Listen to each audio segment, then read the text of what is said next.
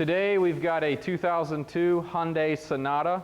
It's a V6, 2.7 liter V6, and the car is in the shop today because it has an overheating problem. The main complaint was actually the air conditioner stopped cooling, and it stopped cooling when they come to stops.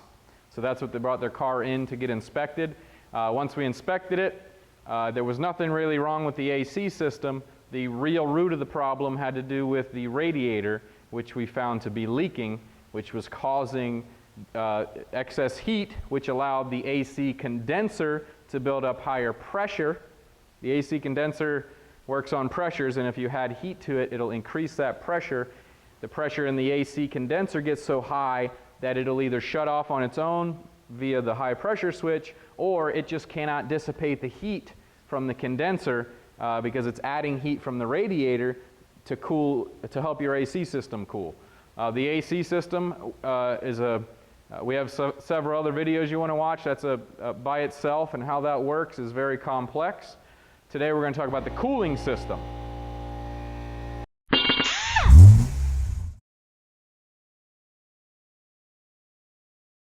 Okay, so here we are under the hood, and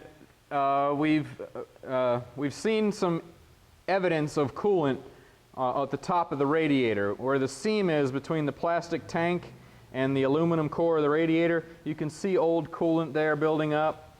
Now the bad thing about that is the cap's been off and on several times as people have checked it, trying to figure out what was going on here. If they open the cap, you can get some overfill here, and that could cause it. So you don't know for sure if there's a leak here or not. It also could be the seam is leaking really slowly. So this particular issue is a very slow leak, and we'll show you how we find it. We use a tool called a coolant pressure tester, and that's what this thing is. It's a very basic tool. It allows you to add pressure to the coolant system to recreate the pressure it's under when the engine's running. And remember what I said about pressure and temperature with the AC system. The radiator and cooling system also uses pressure and temperature together. In fact, if you ever buy a radiator cap or thermostat, a radiator cap has a pressure indicator on it, and a thermostat has a temperature on it. So when you increase the temperature, you will increase the pressure. Well, I don't want to work on a hot steaming car, and you don't want hot boiling coolant to come out at you. So the best way to check this is with a coolant pressure tester. It's a simple tool. You can either buy, if you're a do-it-yourselfer and you're going to be doing do-it-yourself stuff often, you may want to invest in the tool, or you can usually rent one or borrow one from a parts store. We will put a link in this video to be able to purchase one online. If you do several repairs a year, if you're a do-it-yourselfer, this tool is a must. This is how you check coolant system leaks without running the engine and trying to, this is an easy one, it's on top. If you had a coolant leak on the rear of the engine, like a freeze plug or something, and you're trying to find it, you're going to be, you don't want to be working on that while the coolant's at its hottest and the engine running. So get one of these nice tools, and you can see the little gauge here. It has pressures on there, and it has a green, a yellow, and a red indicator. All of these systems have a specified maximum pressure. A lot of times it's written right on the radiator cap. This one, it's not written on the radiator cap, so I looked it up in our repair manual, and I know that this radiator, the max pressure is 21 psi, so I'm going to pump it up to about 20 psi, 18 to 20, and it's going to be enough to apply pressure to make it, we think the vehicle's running, to show us where the leak is. So I don't know if you can see that on the video, but a couple little hand pumps. I'm already up to 15. One more, maybe two more. Okay, I'm just under 20. We have our little afternoon Florida storm here that's interrupting, but that's okay. You get it as close to 20. You don't really want to go over the 21, because then you're going to go over the pressure of the system.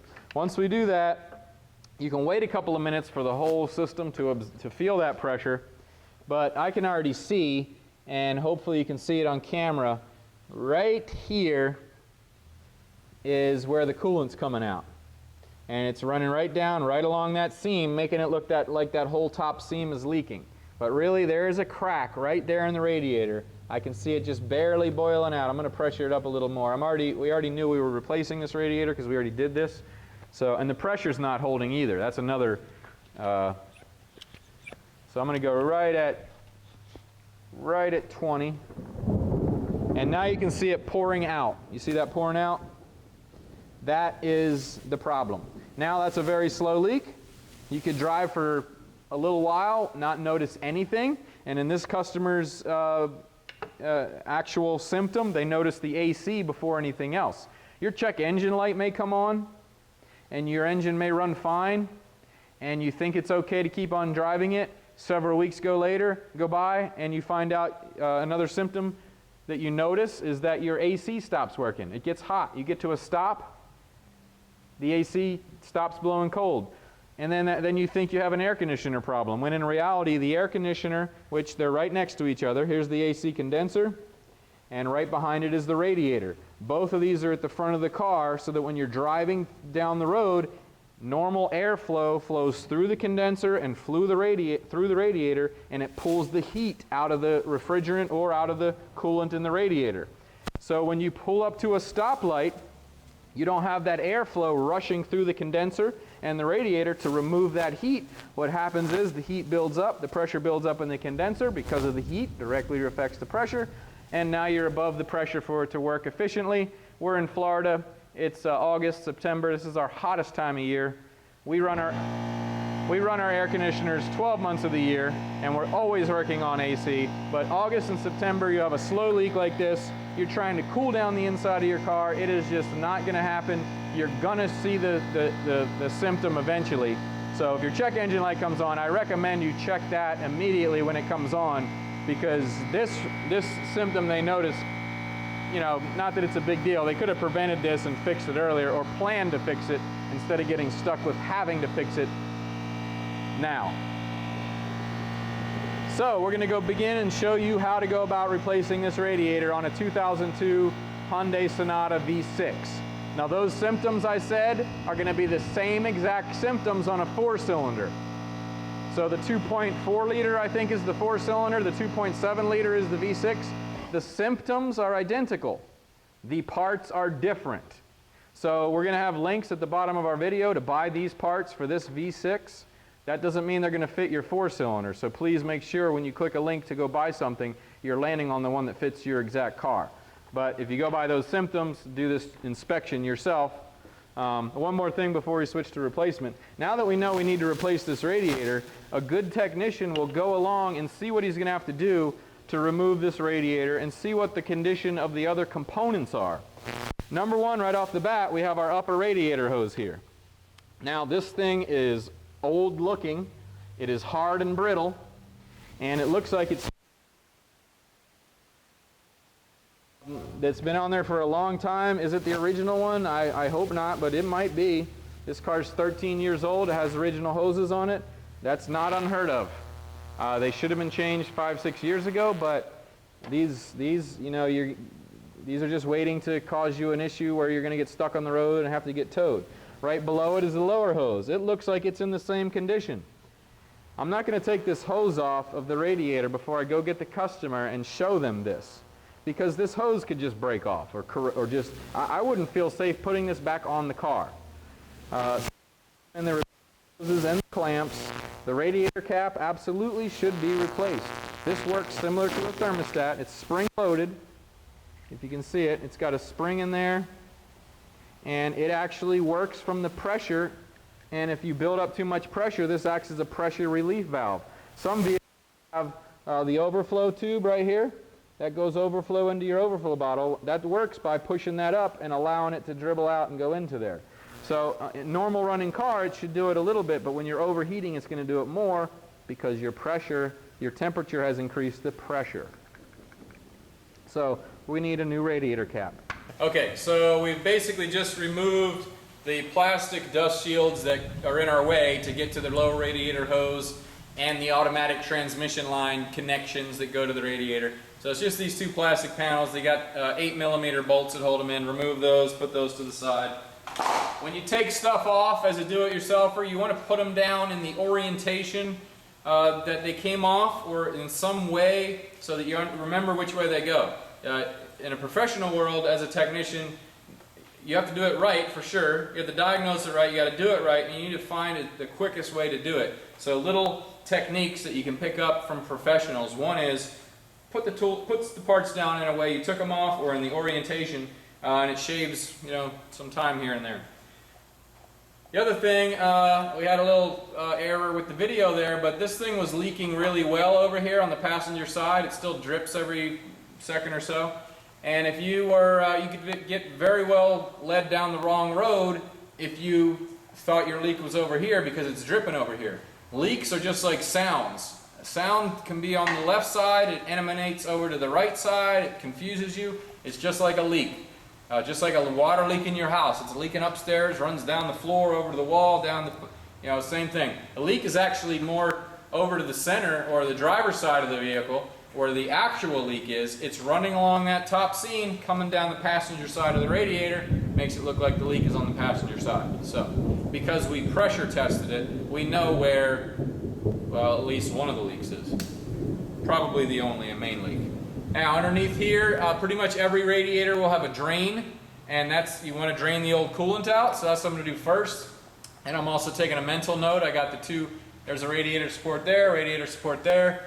I can see the two automatic transmission lines, and they're just rubber lines held on with little spring clamps. So I know what I'm in for. It's a pretty easy one. So we're going to pop this drain loose. It's going to run down. I'm going to lower the car down so it doesn't splash all over. Another big thing, this is coolant that's coming out of your engine. Coolant is very poisonous. This is not something you want to leave around. You also absolutely better be using a catch can, and you better be disposing of your fluids and oils. If you're going to be a do-it-yourselfer, then you better be doing it right. Part of the cost and expense of going to a shop is disposing of, containing, holding all these fluids that come out of a car. They're very bad for the environment, they're very bad for humans.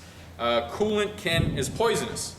If you poured coolant into your catch can and pushed it outside and you have a cat or a dog and it drinks it, that could be really bad because it is poisonous. So you want to put it in a container, seal it, and then take it to an auto parts store that accepts fluids. They all usually take oil and coolants, and if you're gonna, we support do-it-yourselfers, and we're here to help do-it-yourselfers, but you certainly better be doing those parts of it properly.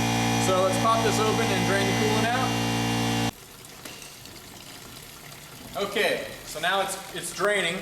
While it's draining, I'm back on top, and I'm going to start taking it out, starting to remove this stuff. First thing is disconnect the battery. I just loosened it, and now I'm going to disconnect the negative battery terminal and take it off of the battery. Most repairs you're going to do, if you're going to unplug and plug in electronics, you want to disconnect the battery. There's several different techniques, not several, I mean some techs take the positive off, some take the negative off. The negative, if you take it off, you've just disconnected power from the car. Okay? You want to tuck it down so it cannot touch the battery. I've seen people disconnect it and leave it laying there, and then if it just touches it, you're energizing all the electronics that have battery voltage, off and on, off and on, off and on. You'll hear relays and stuff popping, flipping. You don't want to do that. So if you disconnect the negative, make sure you tuck it down out of the way so it doesn't have a chance to just sit there and touch. Okay, so that's done. Next, we'll just take the top hose off.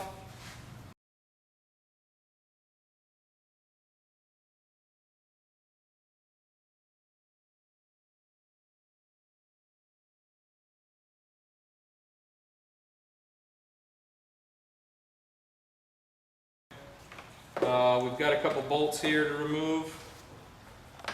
These are the radiator supports. They are 14 millimeter. So we'll just pop those off. Actually, I'm going to pop the fans off first so I have leverage. The fans have two electrical connectors, which you'll probably need a little flathead screwdriver for. They've also got plastic push pins that hold them against the fan. You can push them out of there to get better angles at the plug. You don't want to damage the plug. You want to be really careful with the plug. So let me get a couple of little flatheads and little picks and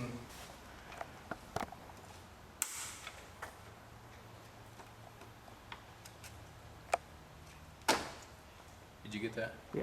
Okay. So if you look at that, it's just like a push pin. It's a plastic push pin. You just push in on the little tabs and it'll pull out. Now you can work with the connector a little bit. And these have rubber sleeves that go over them. And all connectors, you know, look at them because they may have a safety clip that holds them together. This one doesn't. This is a standard connector. There's a place to push and a place to pull. So you push and you pull and you be careful and you pull it apart and there you go.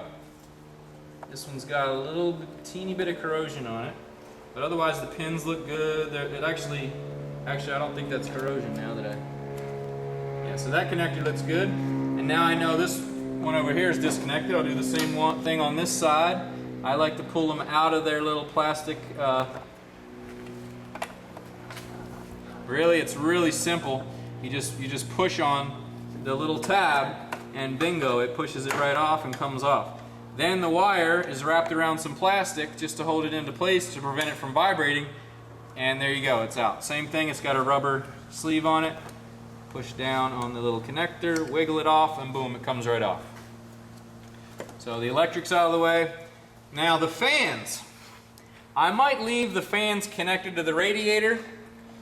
This is a V6. It's got not a lot of room here. I mean, it's not a big deal, but you're not working with a lot of room. So I'm sure the repair manual says take the fans out and then take the radiator out. I am just going to try to take the fans out with the radiator. I'll reattach them to the new radiator. We'll see if that works. If not, I might have to take the fans off. So we also got to disconnect this line that goes to the overflow bottle. That just slides off. There's not even a clamp on it. There's not really any pressure pushing it out other than the little 20 pounds, 21 psi that's in the radiator. So that's that. What do we got? Anything else up here that needs to be disconnected? Nope. Okay, now we'll pop off our upper radiator supports. They're 14mm bolts.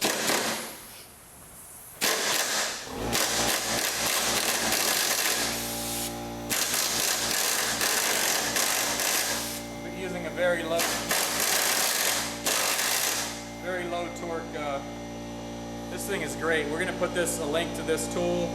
It's made by Ingersoll Rand. It's a little baby impact wrench. It uses 1/4 inch stuff. You should not be using a chrome swivel. Don't do like I am doing, because if that blows apart, it can hurt you. You should use impact grade swivels. Mine is, wherever mine is, it's not here, so I'm not using it.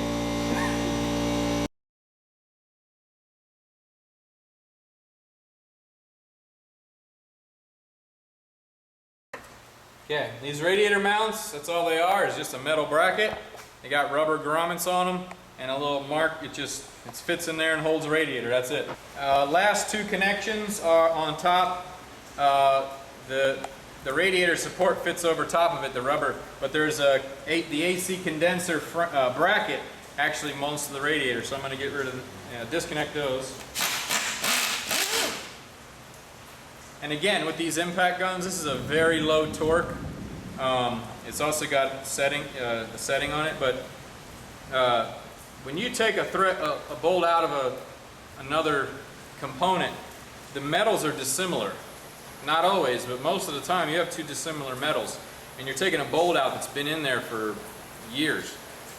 You rarely ever want to use an impact gun. This little thing, like I said, is low torque. It takes a lot for it to loosen it. I could loosen it by hand easier, but it does spin it out quick.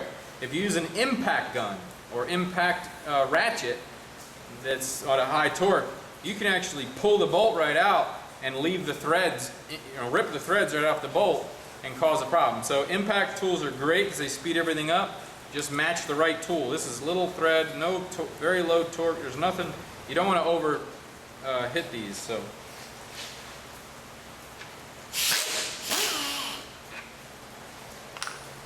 Now the radiator top is off. This is actually just floating in there now.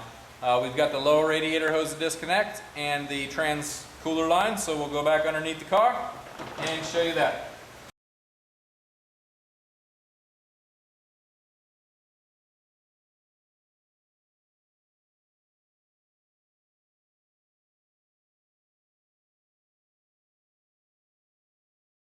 Okay, so we just disconnected one of the trans cooler lines. There's going to be fluid in the radiator side of the trans cooler where the trans cooler is, and that's going to drip out a little bit. And then the lines, you can plug them to prevent all the fluid coming out. Not all the fluid, but minimize some of the fluid coming out. And when you put it back together, once you get it up to operating temperature and you've verified the cooling system's good, go drive it around through a few gears, come back in, check the transmission fluid, because you are going to drip some out. So and the fluid you see dripping now is mostly coming out of the radiator side. One of the lines is disconnected. I'm going to disconnect the other side now.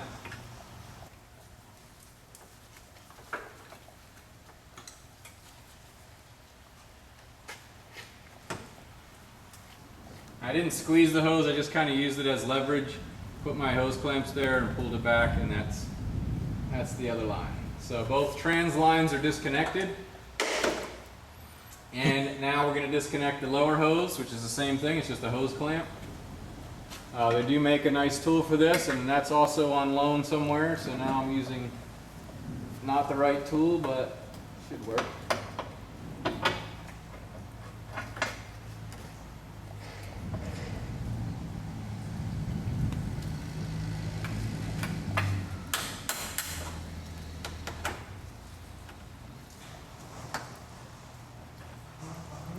And there we go.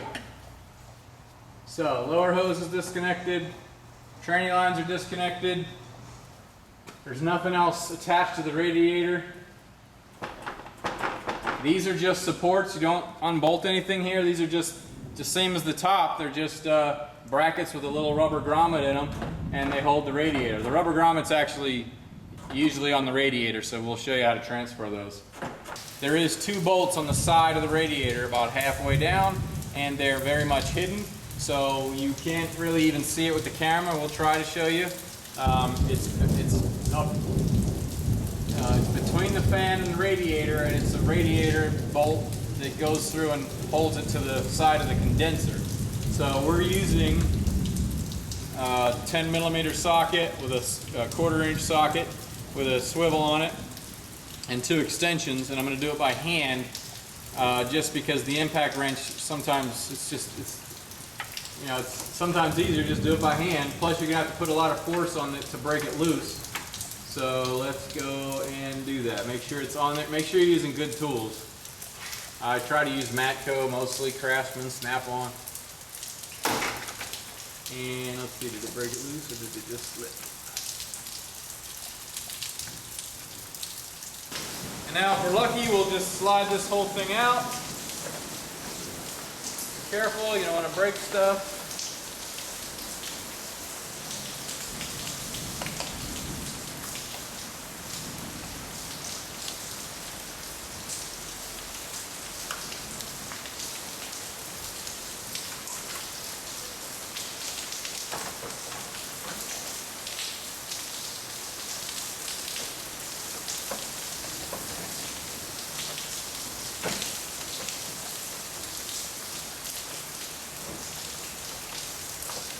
Close. Got it close.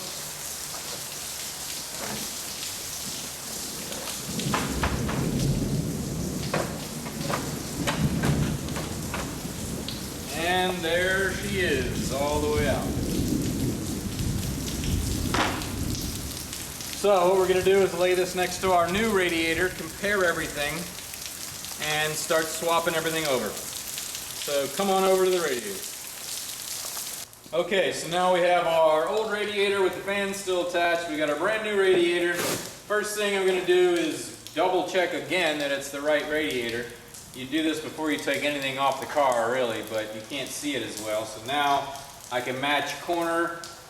You know, I go all the way around the perimeter, and the corners I look are the same. The filler neck's the same. The upper hose is the same. The bolt here for the radiator is the same, or for the fan is the same. This is the same. The feet match. The drain plug is exactly the same. The tranny lines, the radiator that we have is nice. It comes with a brand new metal line here. If you look at this old one, it's really corroded and old looking. That's pretty nice that this comes with the new one. So this is one of our own brand radiators that we sell at autopartsdirecttoyou.com. So that's pretty nice. And this matches. The lower hose matches. This lines up for the fan.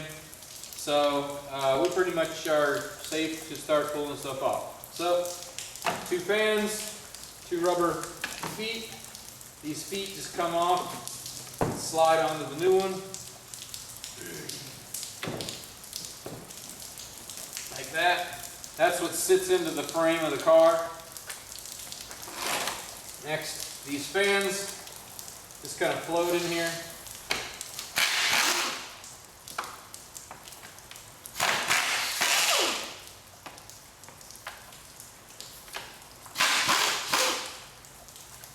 Now notice this bolt here holds both fans on. So I'm going to take them off just like that. The nice thing about this is you don't get them mixed up either. I didn't show you how they come out, but they actually sit. Okay, this tube is actually bent in for shipping. If you notice on our old radiator, it's pointing straight up. It can be bent, you just want to be careful. It's done like that so it can fit in the box and get shipped to you without breaking.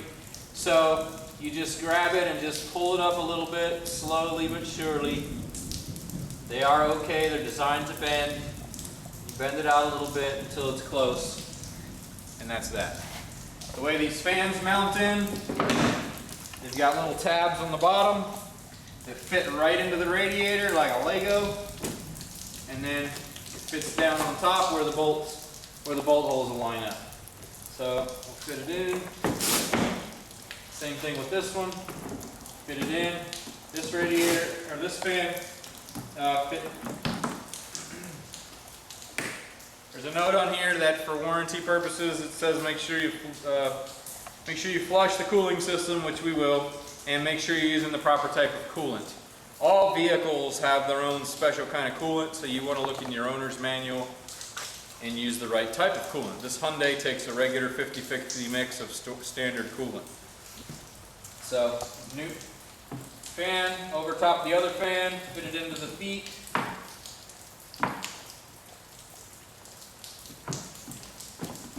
Like that.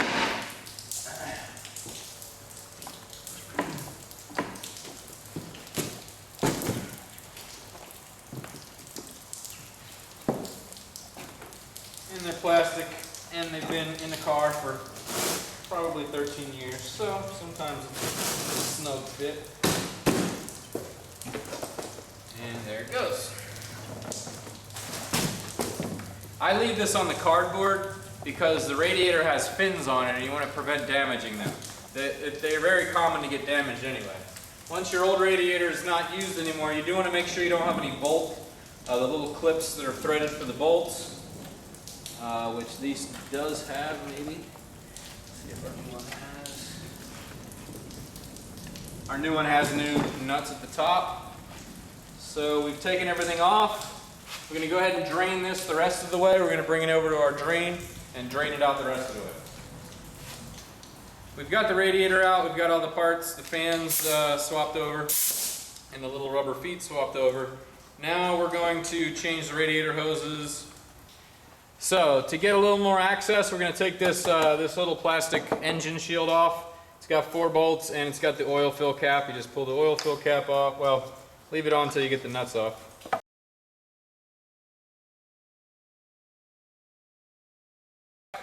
Cap goes back on. You don't want to be dropping anything in there or you'll be doing a lot more work. Okay, now we got a little bit easier access to the radiator hoses. I can tell you right now, these are the spark plug wires. If this car is not misfiring, this is another place where I would be bringing the customer out immediately. I just took that cover off and I'm going to be messing on this hose down here. But all this white, like powdery looking stuff, especially where they're touching, that's typically the remnants of arcing. And you could have misfires. You can have one wire arcing to the other. Especially in Florida, it's moist all the time and hot out. They'll conduct electricity back and forth to each other. Another one is right here. Here's a perfect example. If you can see that on camera, this little short wire here it shouldn't be arcing on the valve cover, but because it's there, it's touching it.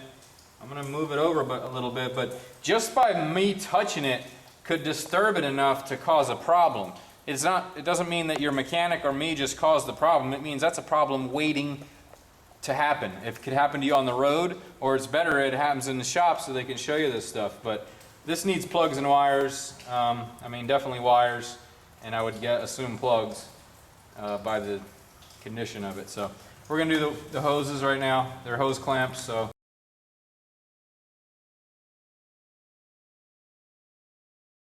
one other thing you want to do before you take the hoses all the way off, make sure your new hoses line up. Otherwise you're doing this for nothing. So make sure they line up. I lined them both up.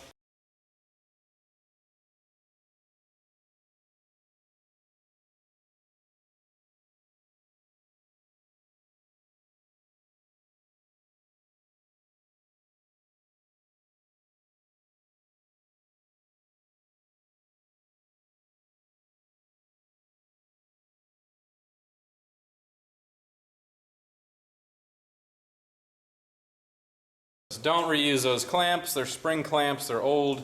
While they work okay, and they do put there's debate about these clamps, about whether they're better than the kind you tighten with the old style that tighten as you tighten them. These actually are a good clamp. So there's debate out there, but these have even sealing pressure, or the other ones don't really. But I mean, they both work. Just you got to put them on properly and they'll work.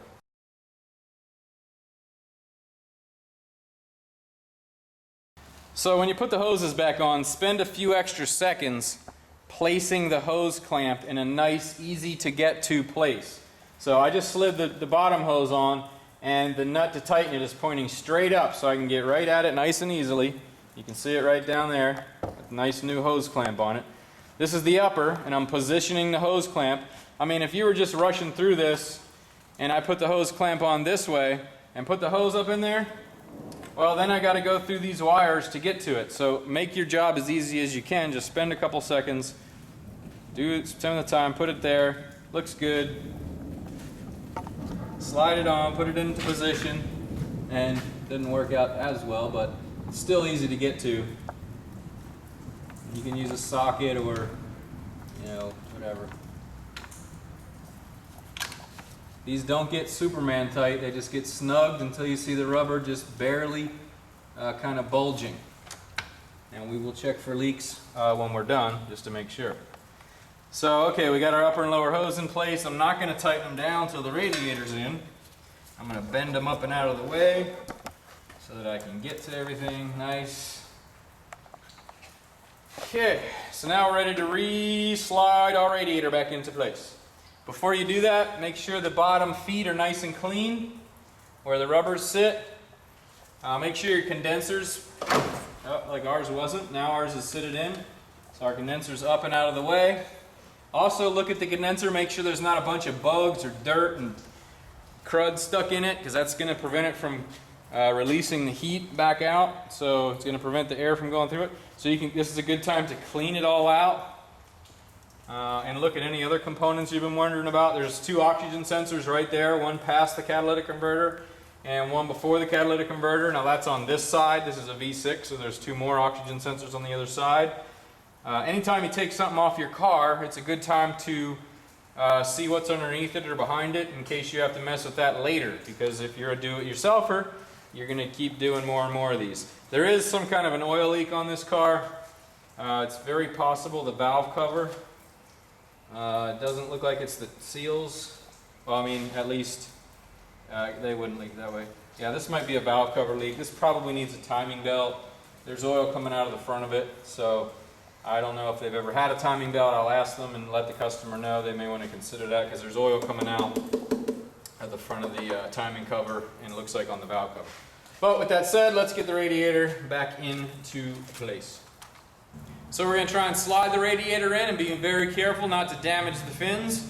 If you do damage them, they can be bent back out. There's tools that professionals use, even on your house, to fix the coils if you bend them up.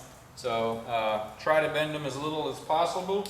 You're going to drop it down in. There's these 2 flanges here. This flange that sticks out. I'm going to tilt it just to get those past the little condenser brackets. And that one's almost down.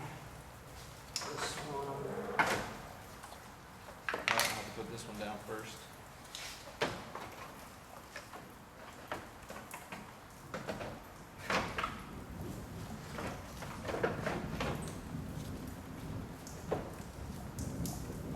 Don't put a hole in your brand new radiator.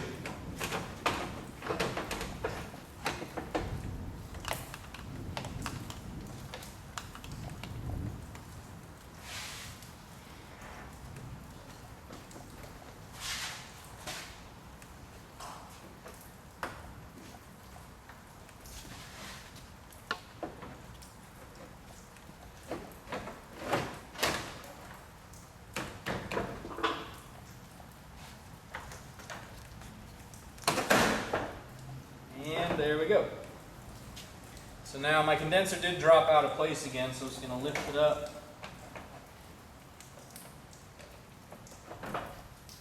And really you just need to get the bottom feet of the radiator in. You'll be able to kind of see them because you can see the outside of the rubber. Okay. I'm going to lift it up just to make sure the feet are sitting in there properly.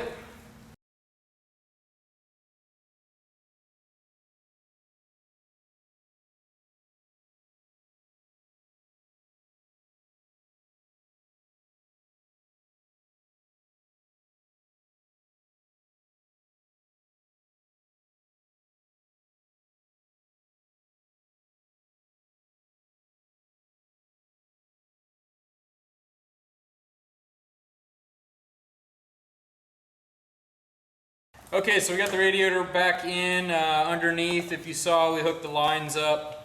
We came back up top. Now we're starting to hook the top up. We got the fans plugged in. We're going to hook up the upper radiator hose, and then we're going to put the top clamps on, and then we'll be ready to fill it up with coolant and test her out.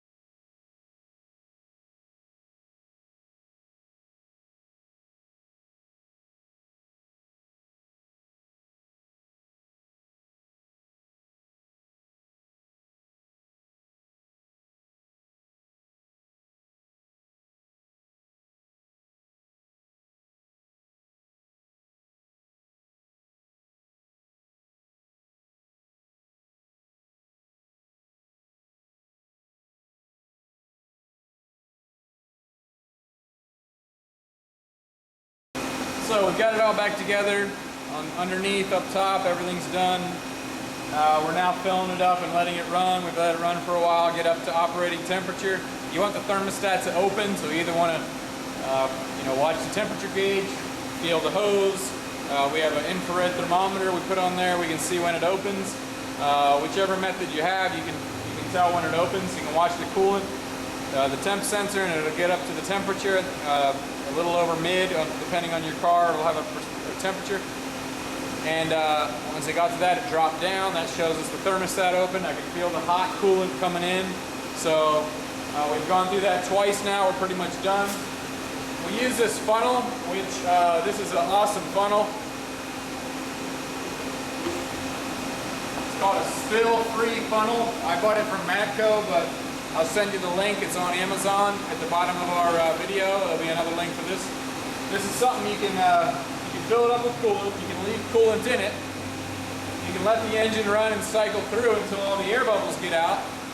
When you're done, you can neat and easily plug off the coolant, take this off, drain it back into your coolant bottle, and not waste any coolant or drip it all over the ground. So we're pretty much done.